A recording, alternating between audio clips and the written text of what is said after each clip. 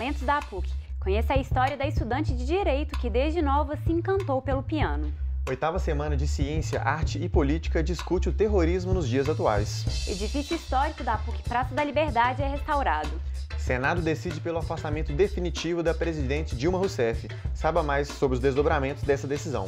No estúdio, professor de Direito e Teoria do Estado da PUC Minas e UFMG comenta a conjuntura política brasileira. Hoje é quarta-feira, 31 de agosto. Está no ar o Espaço PUC, você por dentro do que acontece na universidade.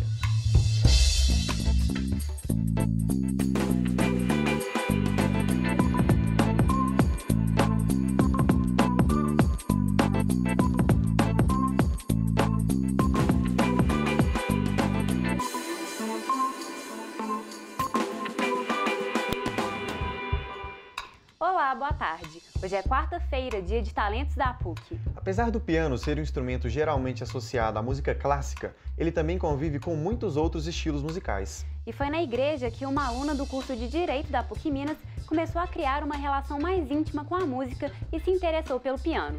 Veja só.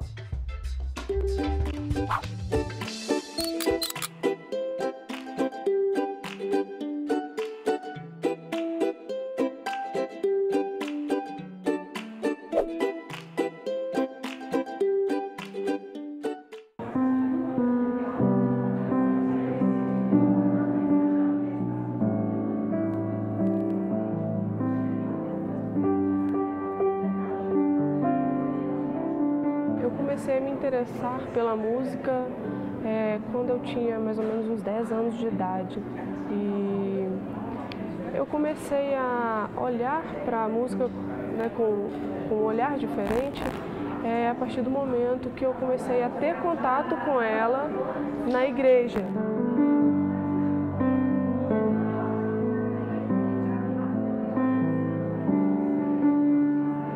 Para ele. Não, só para o professor. Eu gosto de muitas coisas e tenho várias influências, mas eu costumo me deixar influenciar um pouco mais pelas músicas gospels, evangélicas. Mas tem algumas outras influências também, né, na música popular brasileira, as músicas seculares. Mas eu me inspiro muito em corais, como Novo Tom, que é um ministério da Igreja Adventista, Nova Voz também. Apesar do piano ser um dos meus instrumentos e ser um instrumento mais clássico, também sempre me deixei influenciar por músicas mais pop também, mais populares.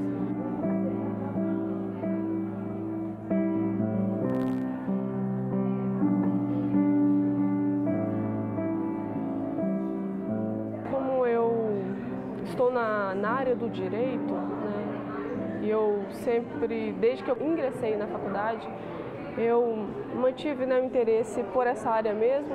Eu sempre tentei, de uma certa forma, conciliar as duas paixões, né?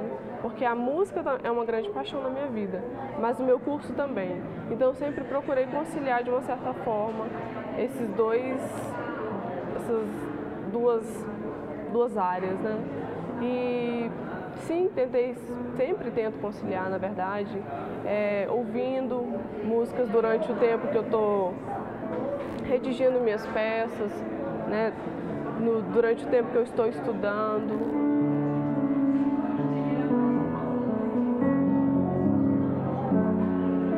Meu nome é Raimara, eu faço Direito e sou pianista.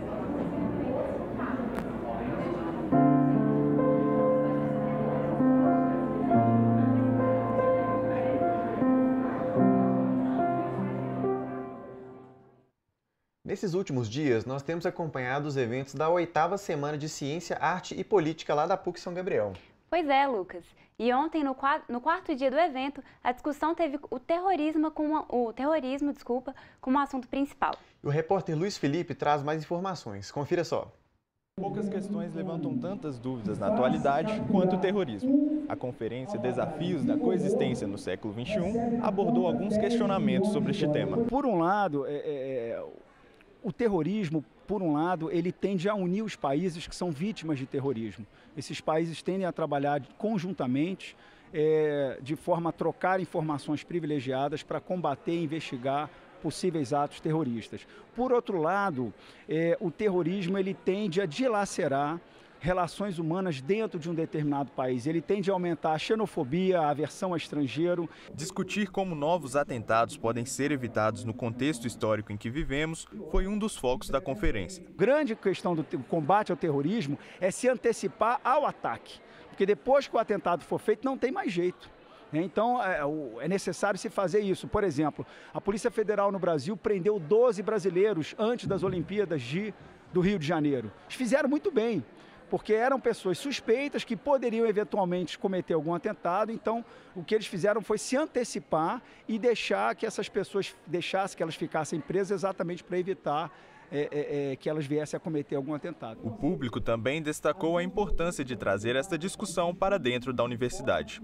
É um tema que enriquece a SCAP porque ele gera um debate acerca de como a gente deve respeitar as diferentes culturas, os diversos modos de entender a realidade e como a gente deve combater o terrorismo e como a gente deve se portar diante dele, inovações acerca do que pode ser feito. E é interessante a palestra que a gente tratou desde o contexto histórico, como surgiu, quais são os líderes e os grupos que existem hoje, né, com o terrorismo. Então, o interessante é isso, a gente entender todo esse contexto para podermos viver juntos, que é o tema da SCAP. O crescimento da comunidade LGBT no Brasil é considerável. Pensando nisso, uma série de discussões sobre o tema acontecem hoje e amanhã no prédio 12 do Campus Coração Eucarístico. Durante os 2 dias de debate, vão ser discutidos tópicos importantes dentro da temática, muitos deles reforçando a discriminação sofrida pela comunidade. Preconceitos, racismo e estupro são assuntos a serem tratados, e uma roda de conversa sobre política também pode ser promovida. As inscrições devem ser feitas no diretório acadêmico do prédio 12 e são gratuitas. Interessados que não são alunos da PUC Minas podem se inscrever na hora da mesa de debate. Estarão presentes membros da sociedade civil e de instituições ligadas aos movimentos LGBT, além de universitários. Bom, depois de passar por um período de restauração, o edifício Dom Cabral volta a integrar o conjunto de prédios da PUC na Praça da Liberdade. O monumento pertence ao conjunto arquitetônico da Praça da Liberdade e está de cara nova. Veja só. Foram mais de 2 anos em reforma, mas no início desta semana, o edifício Dom Cabral reabriu as portas para funcionários e alunos da PUC Minas. O prédio faz parte do conjunto arquitetônico da Praça da Liberdade e voltou a pleno funcionamento no último dia 29 de agosto. Foram retomadas lá as aulas de graduação e pós-graduação da unidade. As fachadas do edifício foram revitalizadas e também foram feitas intervenções na parte interna, como substituição de lâmpadas e revisão do sistema de condicionamento de ar. Todos os serviços foram aprovados pelo Patrimônio Municipal de Belo Horizonte. Espaço PUC vai agora para um rápido intervalo. No próximo bloco, nós vamos começar com o José Luiz Quadros. Ele é professor de Direito e Teoria do Estado da PUC Minas e da UFMG. Ele vai comentar os desdobramentos políticos dessa semana e analisar a saída de Dilma Rousseff da presidência do Brasil. Mas antes disso, você confere mais uma história no hashtag na PUC Minas. Não saia daí!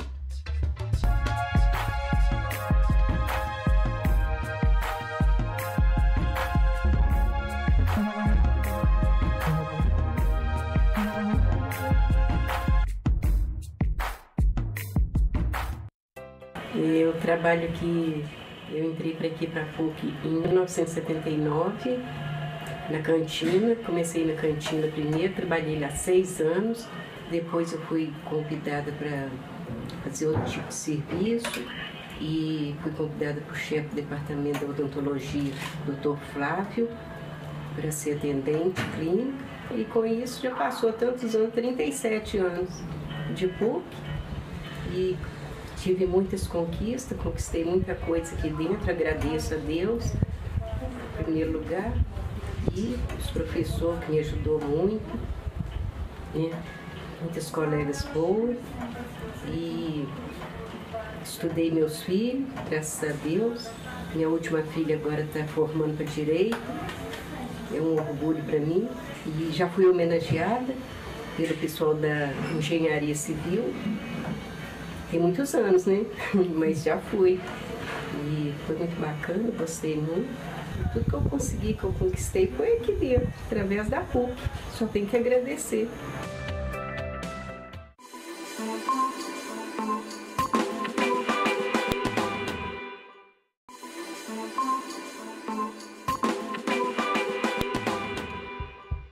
O Espaço PUC está de volta.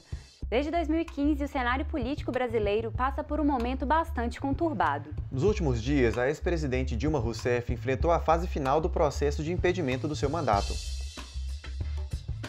A última fase no julgamento do impeachment da ex-presidenta Dilma Rousseff, que começou na última quinta-feira, dia 25 de agosto, já está encerrado. Por 61 votos a 20, Dilma foi afastada permanentemente do cargo, mas não perdeu os direitos políticos. A sessão foi comandada pelo presidente do Supremo Tribunal Federal, Ricardo Lewandowski. Na segunda-feira, Dilma Rousseff falou em sua defesa por 14 horas, momento em que respondeu aos questionamentos dos senadores e fez o seu discurso. Ainda hoje, o presidente interino Michel Temer toma posse como presidente do Brasil para governar o país até 2018. Com toda essa agitação política, precisamos entender e analisar os últimos acontecimentos. Por isso, hoje conversamos com José Luiz Quadros, que é professor de Direito e Teoria do Estado na UFMG e aqui na PUC Minas. Boa tarde, professor. Seja bem-vindo ao programa. Muito obrigado. Professor, Dilma Rousseff já não é mais presidente do Brasil. Quais são as consequências desse impeachment? Pois é, eu acho que nós temos várias consequências, né? Em primeiro lugar, é importante lembrar, né, que a tese do golpe ela agora está clara. Eu acho que o golpe de Estado ficou claro no Brasil, né? Não se trata de um processo de impeachment, mas de golpe. Isso aí você tem juristas no Brasil inteiro e no mundo inteiro denunciando isso. Nós vimos aí que em toda fase foram produzidas provas, as pessoas falaram, argumentaram, a presidenta Dilma, né, defendeu e não adiantava. Qualquer argumento que se colocasse ali não ia adiantar nada, porque a decisão já estava previamente tomada.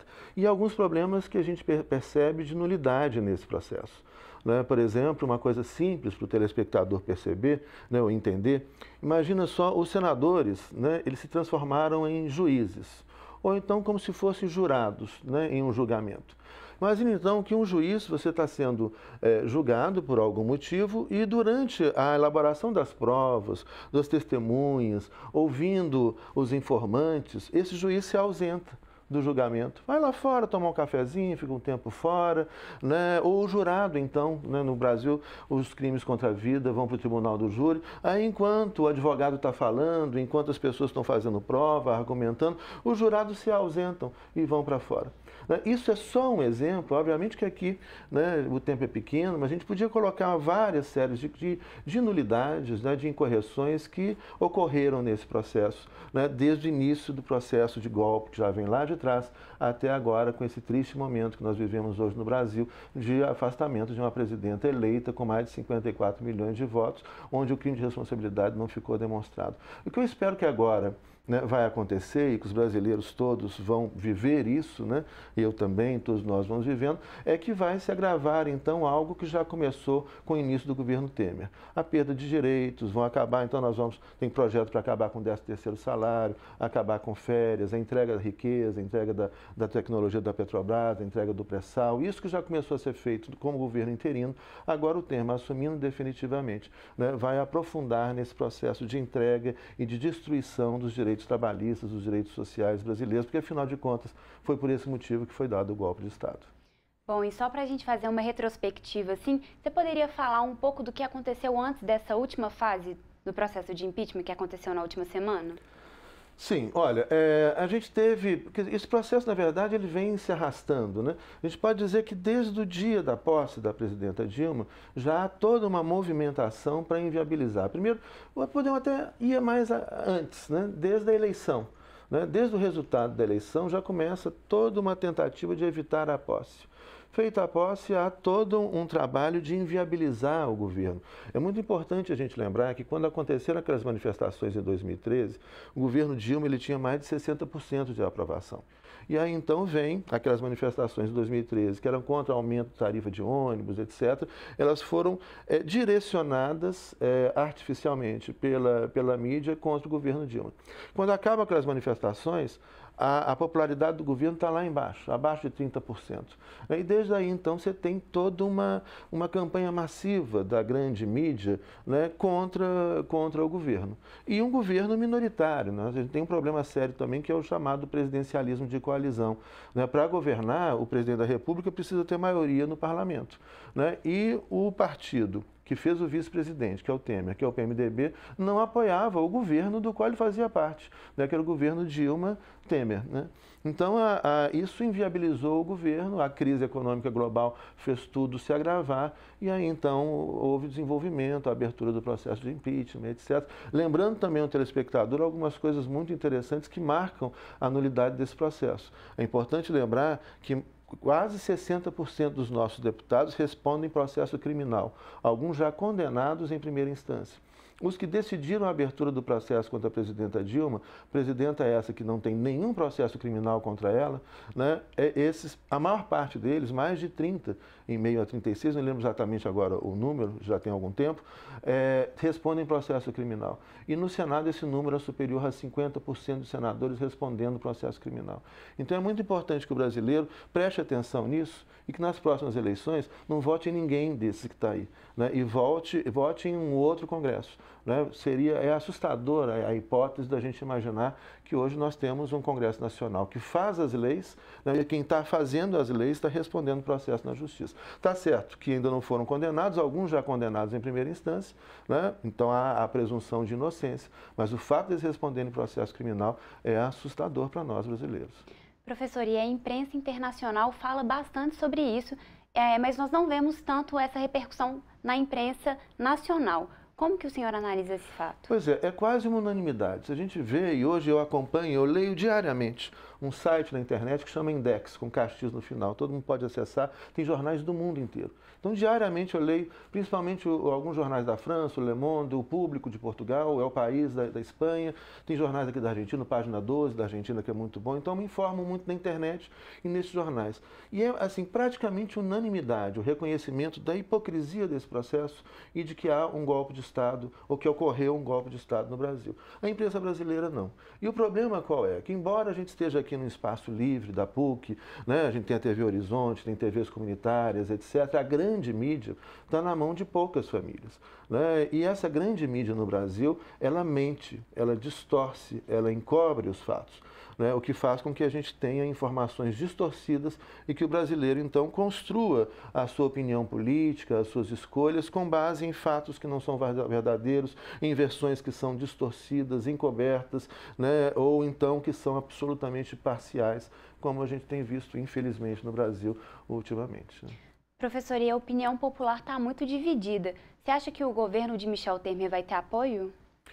Não, o governo de Michel Temer não teve apoio em nenhum momento, né, da maior parte da população, e à medida que as pessoas forem descobrindo a pauta, e aí também o telespectador vai na internet, entra no site do Senado, entra no site da Câmara, vê os projetos de lei que estão lá, os projetos de leis que vão ser votados, quando as pessoas começarem pouco a pouco a descobrir, né, o efeito desse golpe, que elas vão perder direitos sociais, que elas vão privatizar a Previdência, vão privatizar a educação, vão acabar com o SUS, que a gente vai ter uma saúde. Ou seja, à medida que as pessoas começarem a sentir como que a vida delas vai rapidamente piorar, né, esse apoio, pouquinho que existe, vai desaparecer. Na verdade, é um governo que pode ter apoio de pouquíssimas pessoas, na verdade, de poucos empresários e grandes empresas que vão ganhar com a privatização da saúde, da Previdência e da educação no Brasil. O resto, nós brasileiros, né, estudantes, professores, cidadãos, né, nas suas mais diversas profissões, né, vão começar rapidamente a perceber a perda de direitos e aí, né, é importante a gente se mobilizar pacificamente e reivindicar esses direitos, né? Mas as pessoas, infelizmente, vão perceber isso daqui a pouquinho, o que representou esse golpe na vida de todos nós. Professor, e ao longo desse processo de impeachment, houve a votação na Câmara dos Deputados e também a votação na Câmara do Senado, no Senado, né, perdão. Como que você analisa essas duas votações, assim? Como que foi em cada um desses dois momentos? Pois é, a ideia do impeachment, e aí também é muito importante que a gente diga, nós não vivemos um sistema parlamentar. Então, no sistema parlamentar, o primeiro-ministro, que é o chefe de governo, ele pode ser afastado por causa de vontade política. Perdeu o apoio político, afasta. Essa é a regra do jogo.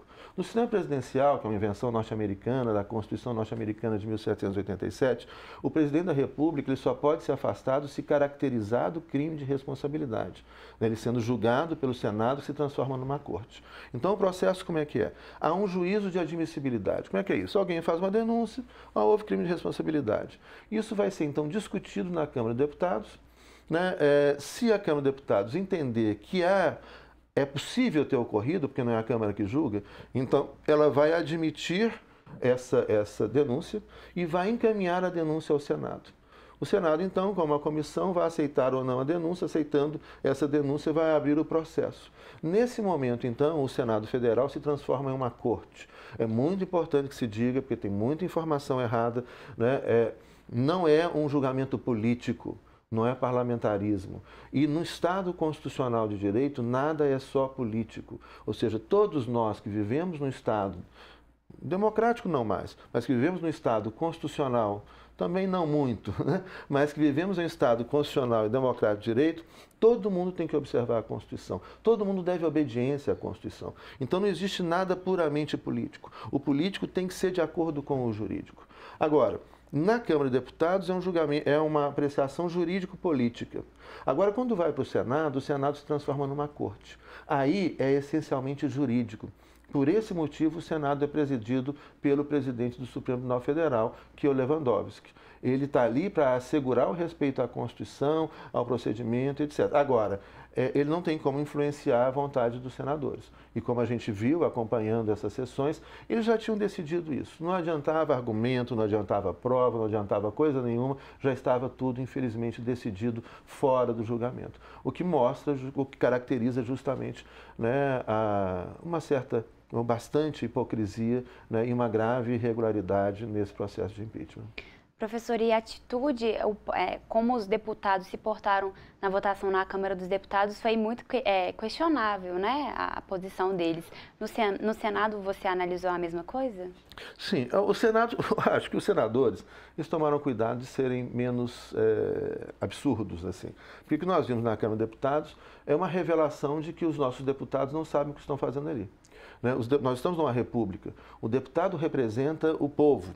Né, numa república, ele tem que votar e discutir projetos que sejam para todos os brasileiros. E ali, quando eles foram votar, eles mostraram quem que eles estão representando. Ah, para minha mãe, meu pai, meu filho, meu tio, meu neto, meu avô, meu cachorro, meu papagaio, etc.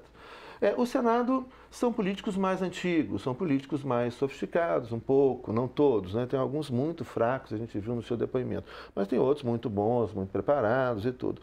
Então, houve um cuidado maior com isso. Né? Mesmo assim, houve momentos de tensão, né? E teve esses episódios que eu acho que são episódios graves. Né? Para a gente, às vezes, a pessoa achando, mas no funcionamento do Legislativo é comum que o deputado se ausente, o senador se ausente, funciona pela maioria, mas ali, lembrando, ali o Senado virou uma corte. E numa corte, o jurado ou o juiz não pode se ausentar. Né? E muitos, a base governista, no momento onde estavam sendo ouvidos as testemunhas, sendo feitas provas, sendo ouvidos os informantes, né? Eles se ausentaram, toda a base do governo Temer se ausentou. Né? Isso é muito grave, isso é nulidade. Esse processo pode ser levado ainda ao STF, mas eu pessoalmente não acredito que a presidenta Dilma vá fazer isso. Né? E nem acredito que no atual contexto brasileiro a gente possa ter o STF reformando essa decisão. Professor, e para finalizar, as eleições diretas ainda são uma possibilidade? Eu acho muito pouco provável, embora não possa ser totalmente descartado. Mas envolve um monte de coisas. Primeiro, convocar eleições diretas agora, né, ela é inconstitucional. Ela fere a Constituição. Então, pouco provável. Pode ser que esse governo entre numa crise violenta muito rápido, porque ele já nasce ilegítimo com muito pouco apoio popular.